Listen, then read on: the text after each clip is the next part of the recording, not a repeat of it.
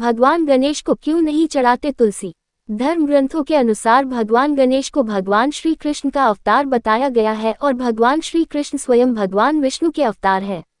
लेकिन जो तुलसी भगवान विष्णु को अत्यंत प्रिय है, इतनी प्रिय कि भगवान विष्णु के ही एक रूप शालिग्राम का विवाह तक तुलसी से होता है, वही तुलसी भगवान गणेश को अप्रिय है, इतनी अप्रिय कि भगवान गणेश के पूजन में इसका प्रयोग वर्जित है।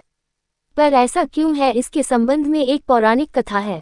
एक बार श्री गणेश गंगा किनारे तप कर रहे थे। इसी कालावधि में धर्मात्मज की नवयौवना कन्या तुलसी ने विवाह की इच्छा लेकर तीर्थ यात्रा पर प्रस्थान किया। देवी तुलसी सभी तीर्थस्थलों का भ्रमण करते हुए गंगा के तट पर पहुंची।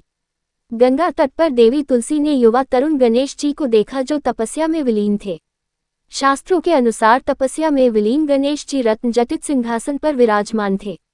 उनके समस्त अंगों पर चंदन लगा हुआ था। उनके गले में पारिजात पुष्पों के साथ स्वर्ण मणि रत्नों के अनेक हार पड़े थे। उनके कमर में अत्यंत कोमल रेशम का पीतांबर लिपटा हुआ था। तुलसी श्री गणेश के रूप पर मोहित हो गई और उनके मन में गणेश से विवाह करने की इच्छा जागृत हुई। तुलसी ने विवाह की इच्छा से उनका ध्यान भंग किया। तब भगवान श्री गणेश ने तुलसी द्वारा तप भंग करने को अशुभ बताया और तुलसी की मंशा जानकर स्वयं को ब्रह्मचारी बताकर उसके विवाह प्रस्ताव को नकार दिया। श्री गणेश द्वारा अपने विवाह प्रस्ताव को अस्वीकार कर देने से देवी तुलसी बहुत दुखी हुई और आवेश में आकर उन्होंने श्री गणेश के 2 विवाह होने का शाप दे दिया। इस पर श्री गणेश ने भी तुलसी को शाप दे दिया कि तुम्हारा विवाह एक असुर से होगा। एक राक्षस की पत्नी होने का शाप सुनकर तुलसी ने श्री गणेश से माफी मांगी।